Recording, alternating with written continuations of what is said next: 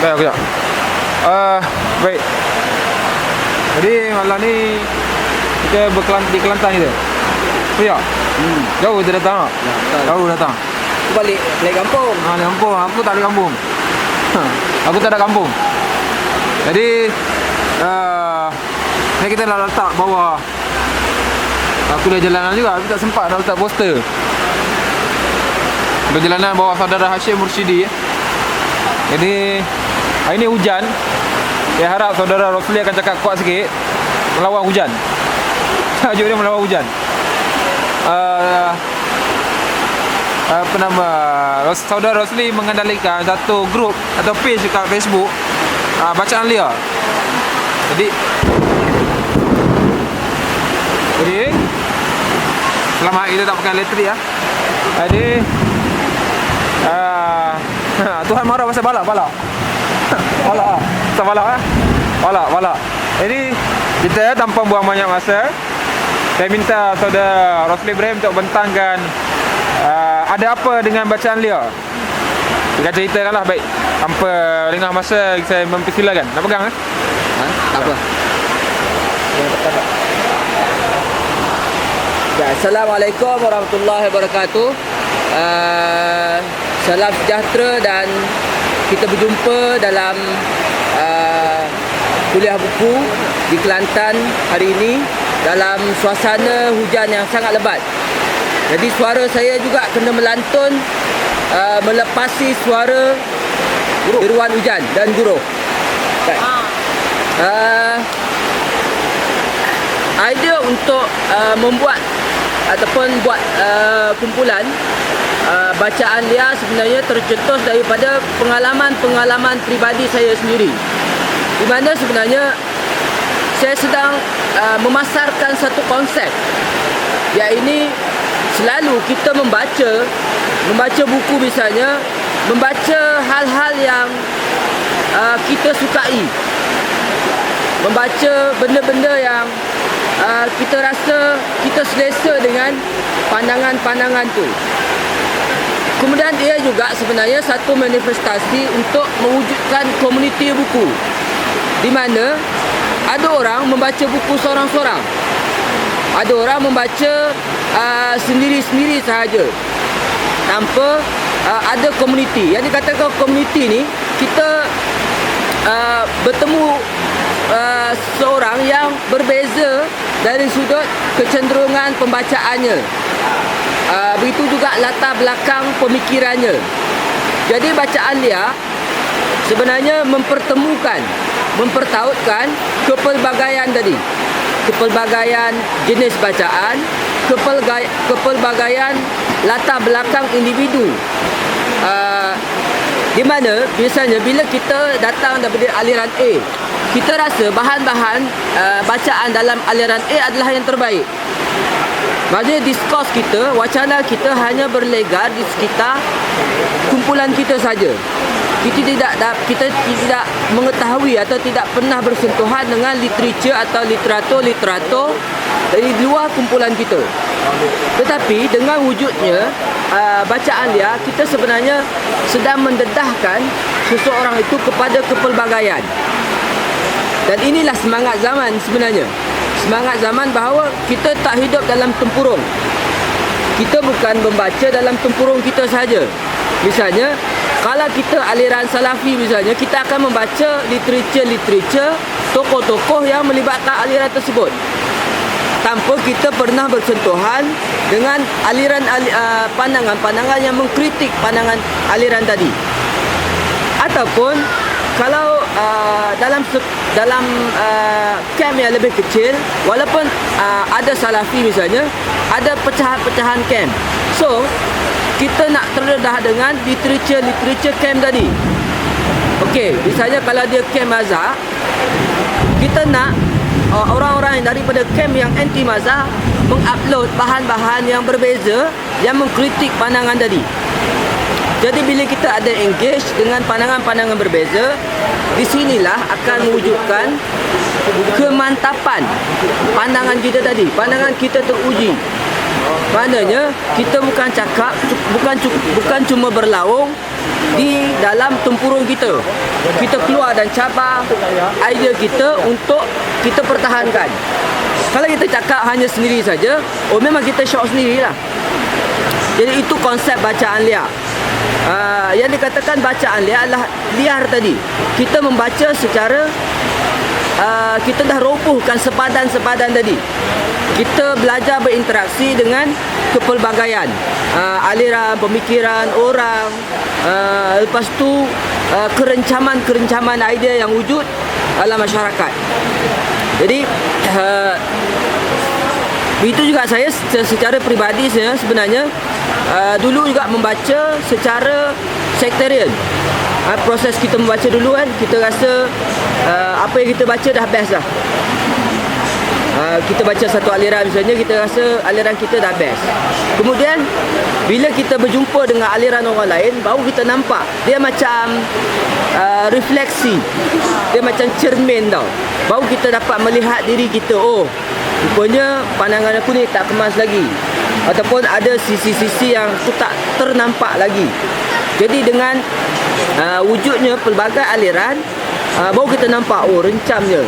Misalnya begini saya bagi contoh mudah. Orang yang anti falsafah misalnya, bila dia masuk dalam guru bacaan liar, ada banyak buku falsafah. So secara tak sedar dia terpaksa untuk engage dengan idea-idea yang bercorak falsafah. Dia kena kenal, oh ini wacana diskurs dia orang. Walaupun kita mungkin tak suka dengan pandangan tu. Ataupun kalangan Syiah, oh rupanya scholar Syiah, sekurang-kurangnya dia macam sentuhan awal untuk kita mengenali secara on surface dahulu. Oh dalam diskurs Syiah ada Mutahari, ada Ali Syariati, oh diskurs dia umum dia begini. Jadi itulah saya rasa kepentingan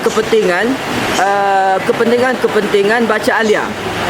Secara jangka panjang sebenarnya bacaan liar akan membiasakan diri kita dengan kepelbagaian sebenarnya. Jadi kita tak kaget dah dengan idea-idea yang berbeza. Kita tak ada kata, kita bila nak berhujah tidak menggunakan hujah label lah. Kita tak ada kata, aku tak suka pendapat kau, tapi apa pendapat yang kau tak suka? Jadi itu tujuan dia, supaya kita membiasakan diri dengan kepelbagaian tadi, supaya kita rasa, oh diskurs kau macam ni okey baik, aku nak kritik diskurs kau.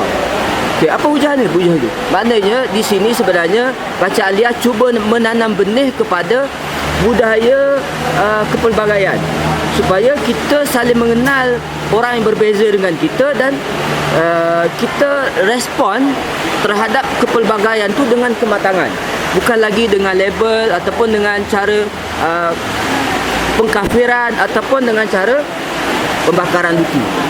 Okey, antara tema-tema besar kepada bacaan liar adalah kita memang menolak pandangan yang kata satu mengharamkan apa-apa jenis buku. Bagi saya, apa jenis buku saja kita terima. Apa jenis buku bacaan aliran pelbagai kita tak ada masalah. Itu juga dengan sebenarnya membakar buku. Itu lagi satu kerja gila yang kita tentang. Projek membakar buku sebenarnya. Dan beberapa perkara yang kita kena tumpukan dalam hal pembacaan ni adalah sebenarnya kepentingan budaya arsip. Maksud saya, sebenarnya kepentingan kita mencatat pengalaman. Saya hujahkan begini misalnya, seorang nelayan, dia tak sekolah tinggi, tetapi dia ke laut dan melalui pengalaman puluhan tahun, dia telah menulis pengalaman dia. Dia akan catatkan tentang tahun dia pergi ke laut, dia akan catatkan jenis ikan, dia akan catatkan pelbagai-bagai benda tentang laut. Okey, nelayan yang tak sekolah tinggi tadi telah menulis catatannya. Kemudian catatan itu diambil oleh seorang profesor tentang kelautan dan membuat kajian. Oh, dalam tahun sekian-sekian ada ikan sekian-sekian, jumlahnya sekian-sekian. Jadi catatan-catatan pengalaman tadi telah memberikan ruang kepada Profesor tadi untuk membuat kajian ilmiah secara ilmiah. Betapa catatan seorang nelayan yang tak sekolah tinggi tadi sangat bermanfaat kepada orang kemudian untuk melihat balik pengalaman masa lalu tadi. Ikan apa yang ada itu. Itulah maksudnya kepentingan budaya arsip tadi. Budaya mencatat, budaya merekod. Hatta dalam konteks sejarah Melayu misalnya, macam mana Mushi Abdullah ataupun Raffles mencatat tentang pengalaman orang Melayu, kehidupan orang Melayu, ataupun kita tengok catatan pengembara Ibnu Baituta ketika dia mengembara ke India, dia mencatat. Kemudian pengalaman-pengalaman itu dikaji kemudiannya. Ataupun catatan-catatan pelayar Cina ke tanah Melayu, ke Melaka, ataupun catatan-catatan sesiapa sahaja. Itu menjadi satu rekod sejarah. Betapa pentingnya mengarsip pengalaman, mengarsip budaya pesuratan tadi. Okey. Lepas tu daripada budaya pesuratan tadilah kita memahami pemikiran masyarakat. Misalnya semalam ada Azhar Ibrahim ada cerita tentang Kelantan sebagai pusat penerbitan kedua selepas Singapura. Selepas tu Pulau Pinang. Maksudnya di Kelantan dah ada kilang percetakan. Dah ada penerbitan buku hampir 100 lebih sebelum tahun 40-an. Maknanya kita tengok bahawa budaya ilmu dan budaya membaca masyarakat sangat tinggi. Itu bukti dia. Jadi kita tahu bahawa bagaimana intelektual atau cara berfikir masyarakat boleh diukur melalui budaya pesuratan tadi. Banyak lagi sebenarnya, misalnya kegiatan penterjemahan. Banyak orang abaikan kegiatan penterjemahan, di mana kegiatan penterjemahan dia bukan hanya menterjemah daripada penterjemah ni bukan hanya dia seorang pandai bahasa. Tak. Dia bukan hanya pandai bahasa, tetapi dia perlu juga menguasai pengetahuan itu sendiri. Misalnya penterjemahan karya-karya Yunani ke dalam keperpustakaan Islam, falsafah Islam. Dia bukan hanya menguasai bahasa Yunani saja, tetapi dia mesti menguasai keseluruhan pengetahuan Yunani tadi. Kemudian pengetahuan itu dipindahkan melalui bahasa sebagai medium. Itu sahaja. Apa yang menariknya bila berlaku pemindahan pengetahuan tadi. Pemindahan pengetahuan tadi akan menyebabkan satu pengetahuan daripada satu tamadun ke satu tamadun berkembang.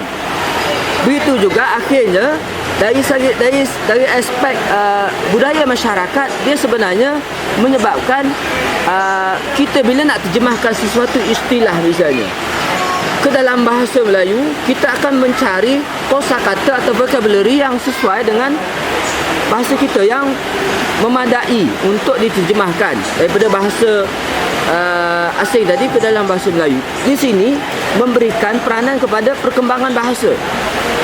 Dari satu sudut yang besar tadi, dia akan memberikan kesan kepada perkembangan pengetahuan. Tentang apa lagi ya? Saya nak reka-reka saja sebab satu saya nak banyak lah. Tak, dia lebih kepada nak sesi soal jawab. Okey. Saya rasa setakat tu dulu. Saya dah bagi poin-poin penting tentang bagaimana konsep. Saya nak jual konsep bacaan liar ni sebagai satu konsep membaca ni, ringkasan dia.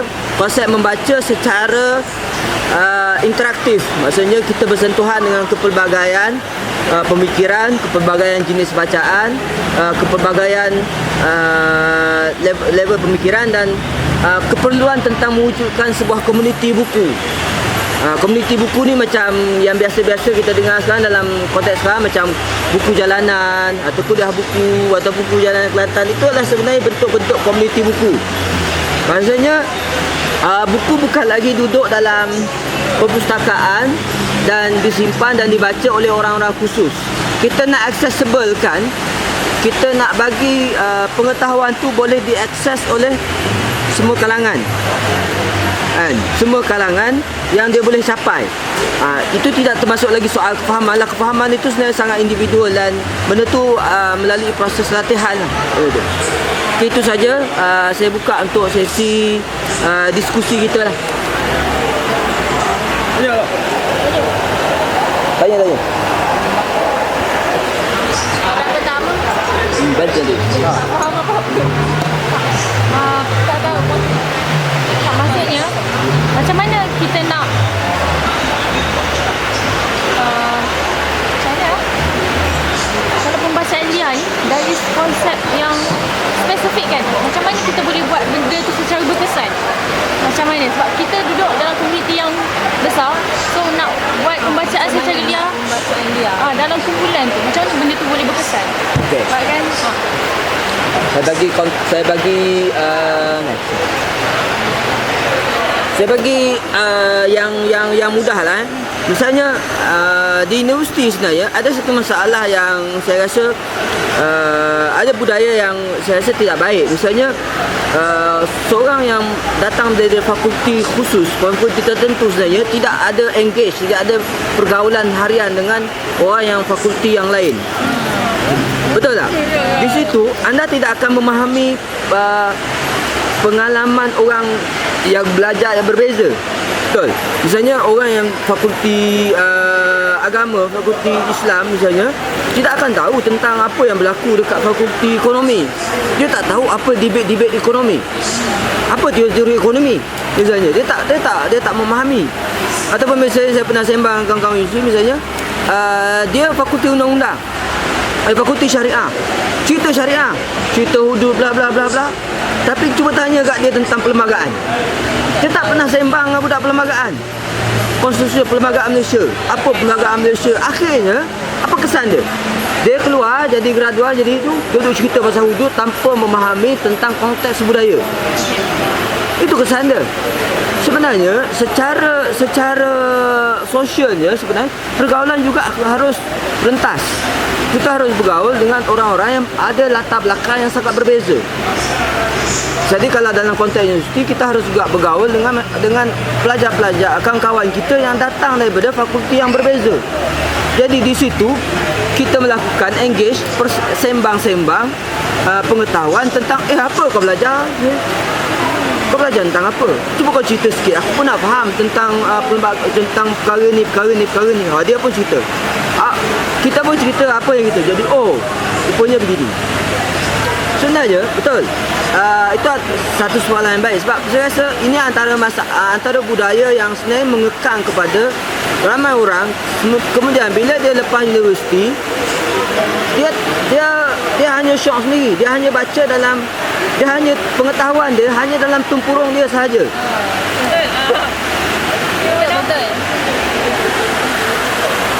betul. Ada soalan lain? Sebenarnya dia nak bawa ke jauh. Kita bawa. Jadi itulah saya rasa itulah Kita bawa. Kat mana? KL tu kat mana? Dia kat mana? saya dekat Bangsa Baju. Tak lah. Patut nak nampak. Ya. Okey. Saya duduk Gombak. Dua Gombak betul lah. Okey. Jadi itu saya rasa sebenarnya itulah sebenarnya konsep bacaan liar tu bukan hanya sebuah konsep yang terawang gitu tak. Betul. Dari segi sosial macam tu juga sebenarnya. Kalau kita dapati ada orang-orang yang berbeza ataupun ada kelas yang sebenarnya benda ni berpunca daripada apa tau? Satu je. Semangat ingin tahu. Kalau tak ada semangat ingin tahu pada seorang individu, kau masuk universiti ke, kau baca buku banyak ke, kau macam mana pun, dia tidak akan menggerakkan seorang itu ke arah mencintai pengetahuan. Sebab pokok pakal kepada bacaan liar adalah semangat untuk mencintai pengetahuan tadi. Jadi tak kira lah pengetahuan tu apa. Pengetahuan tu cuma bidangkan, diletakkan dalam bidang-bidang pengkhususan. So, dah tiba masanya wujud interdisiplin. Dah tiba masanya untuk kita melihat sesuatu perkara tu secara bulat, secara holistik. Maksudnya kalau kita cakap pasal undang-undang misalnya, kalau misalnya orang cakap pasal undang-undang hudud, dia harus tengok banyak benda. Bukan hanya persoalan teks undang-undang tu saja, tetapi dia kena tengok aspek-aspek sosial, perlembagaan, history. Jadi dia kena juga baca buku sejarah. Dia kena memahami juga tentang aliran-aliran dalam pentafsiran terhadap apa perlembagaan tadi misalnya. Ada banyak aliran. Ataupun dalam tentang fiqh tadi pun dia kena tengok juga aliran-aliran yang pelbagai. Sebab kalau kita tak berani bersentuhan dengan kepelbagaian tadi, kita rasa kita lah yang paling benar. Okey. Kenapa munculnya watak-watak yang akulah yang paling benar? Watak-watak begini muncul daripada sikap tadi. Sikap yang hanya membaca dan berfikir dalam kotak sendiri. Itu saja. Jadi saya melihat bahawa inilah budaya yang kita nak ubah. Inilah perkara-perkara yang perlu kita anjakkan ke depan, supaya manusia-manusia yang rasa syok sendiri, yang rasa bahawa pandangan dia saja yang betul, dapat dikurangkan. Saya tahu takkan dapat dihapuskan, sebab orang-orang bebal ada di sepanjang zaman, kan? Jadi itu yang kita nak kurangkan. Ada persoalan lain? Lagi satu. Sebabkan kita ni terletak pada mentaliti kalau orang golongan muda perlu dengar golongan cerita orang tua atau pengalaman orang yang lebih tua daripada kita. So macam mana kita, penerimaan kita ni sebagai golongan dah berumur nak menerima pandangan orang muda, sedangkan kita tahu dia ni muda. Macam mana? Macam mana kita nak menerima pandangan? Menerima sedangkan dia lagi muda daripada kita. Dalam pembacaan Lia ni, dia nak kongsikan. Okey. Sebab tu ini memang antara isu juga. Ini class generation. Yang ni jurang generasi di antara selalu generasi akan disebut tentang umur lah. Sebenarnya saya sendiri dalam pengalaman peribadi saya sendiri, saya cuba meletakkan diri dalam pergaulan yang sangat rentas. Maksudnya biasa kalau orang yang dalam umur 40-an, kalau dia bergaul dengan umur dia saja yang sebaya dengan dia akan terperangkap dengan beberapa hal. Misalnya, hal yang biasa yang lazim terperangkap oleh dia adalah nostalgia. Dia akan bercerita tentang kisah-kisah, tentang legacy, tentang masa lalu yang sebenarnya tak menjadikan dia apa-apa pun. Dia akan berhayal sendirian dan itu sahaja. Dan kadang-kadang dia tidak melihat konteks dan realiti masa itu macam mana.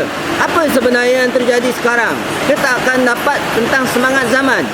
Okey, anak muda, saya pun pernah melalui zaman itu. Anak muda sebenarnya dia membawa lentera semangat zaman tadi. Semangat zaman di mana kita yang rasa terlalu tua ini sebenarnya harus belajar untuk memahami zaman. Itu yang kita kena faham dulu. Kita kena belajar untuk memahami zaman, dan memahami zaman itu hanya pada anak muda. Melalui anak muda lah kita akan dapat memahami zaman tu. Dan ini kembali balik kepada bagaimana kita bersosial. Bagaimana kita bersosial, dan dia juga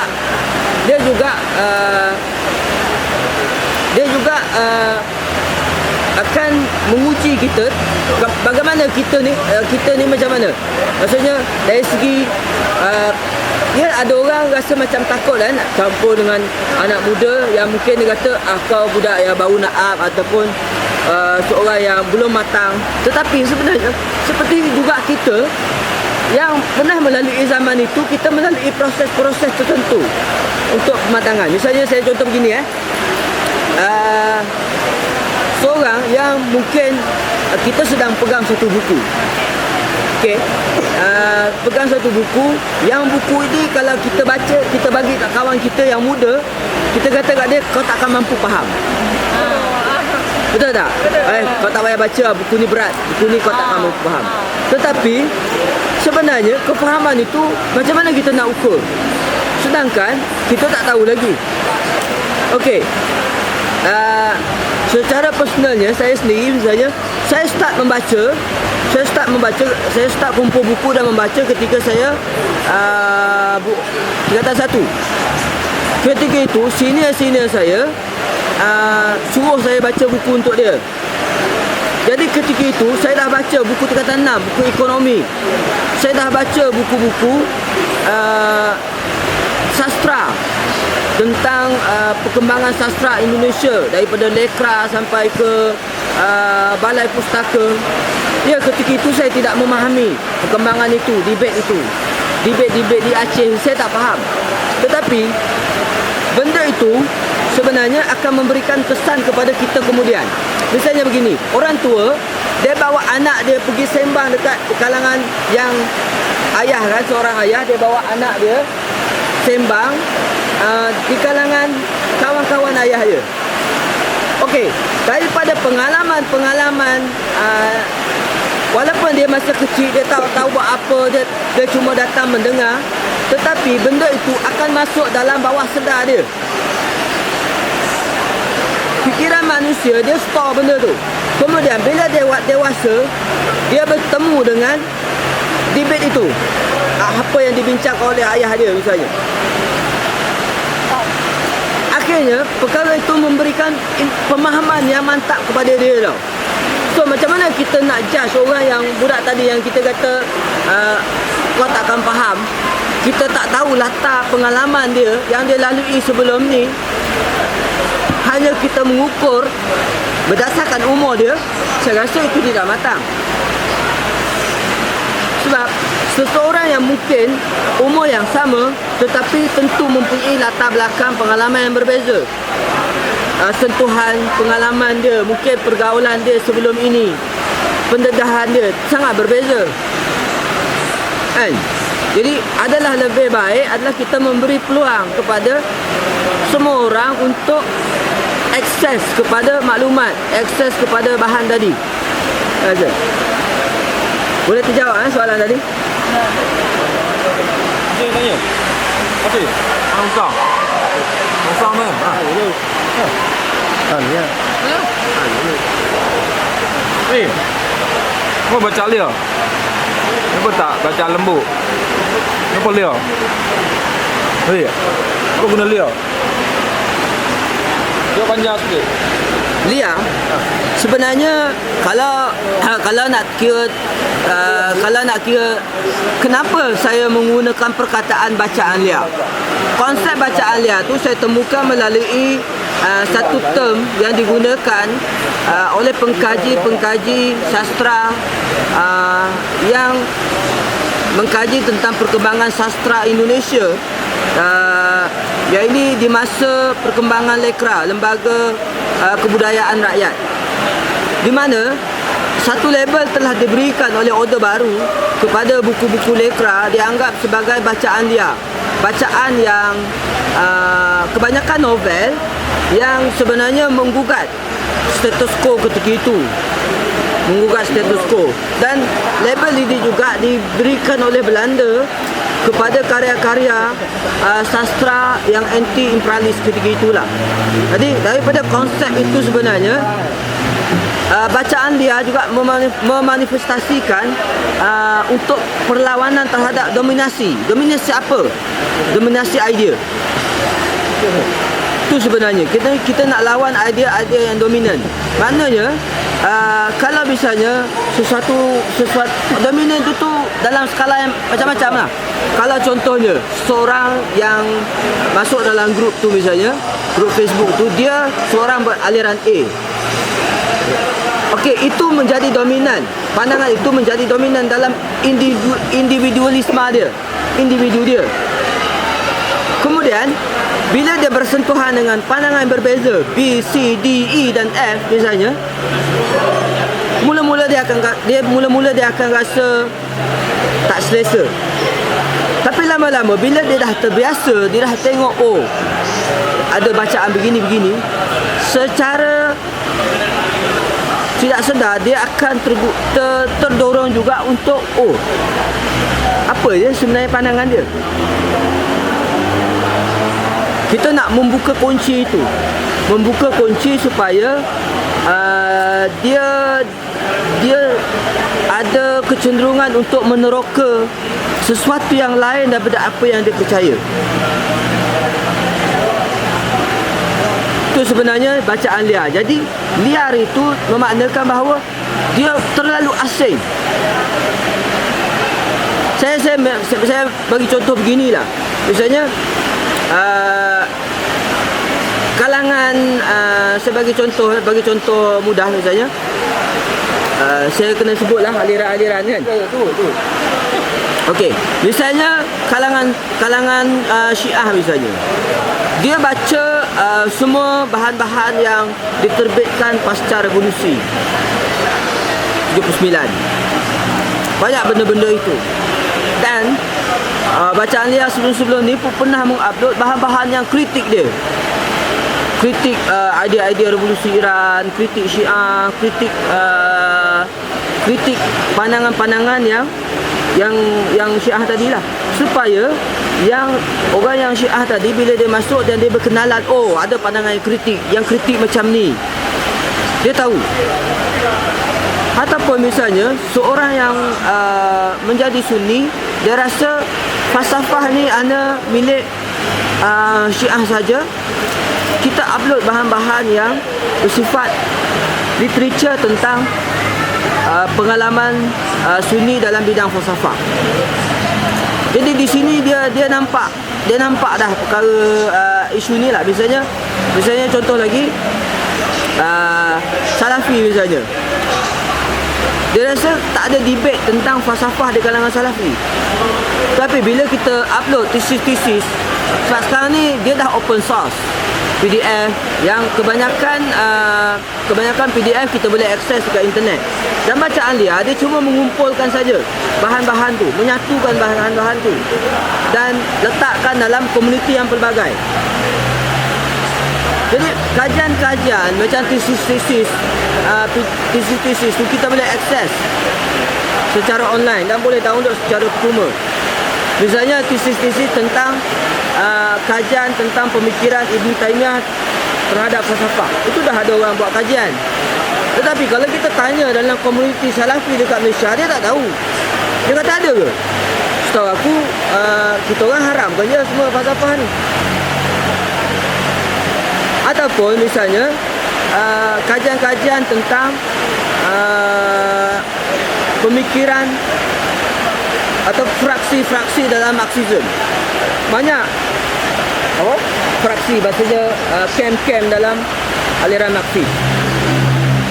Kita upload bahan-bahan yang pelbagai. Maksudnya daripada aliran post classical Marxism sampai ke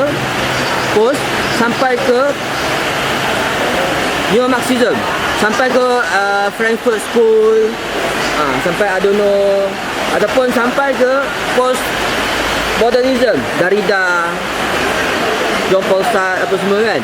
Jadi bukan hanya kalangan Islami sahaja yang kita ajak masuk dalam grup tu, kalangan yang non-Islamis, yang etis, apa semua, supaya dia nampak ranah, maksudnya dia nampak khazanah pengetahuan tu bukan dalam circle kau sahaja sebenarnya. Dia lebih luas lagi lah. Jadi bila kita dah tak ada ketakutan terhadap kepelbagaian tadi, kita dah tak ada rasa macam nak apa, kalau kita tak setuju dengan sesuatu pandangan, kita datang dengan hujah, bukan datang dengan label. Itu sebenarnya misi dan niat saya lah, untuk buat bacaan liar, supaya kita tak nak ulang lagi dalam kitaran yang sama. Dalam kitaran kita label orang tanpa kita berikan hujah, ataupun kita gunakan pintu kekuasaan, maknanya tekan,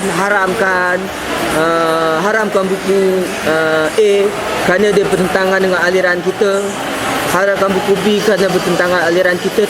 Kita tak nak macam tu. Kita nak jadi masyarakat yang matang dan berbudaya ilmu. Kita tak suka dan tak setuju sesuatu dengan hujah, dan kita lawan pun dengan hujah. Kalau orang tu terbit buku yang kita tak setuju, kita juga harus datang dengan menerbitkan buku, menerbitkan hujah untuk lawan, counter hujah dia. Itulah saya rasa bacaan dia. Okey, Zee.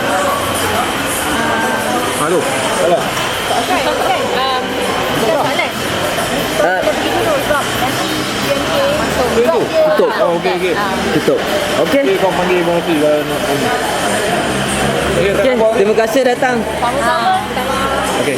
Kau kena bagi RM5 lah. Aku tak ada duit Dah bagi RM5. dah. Dah bagi dah? Nanti aku bagi yang kau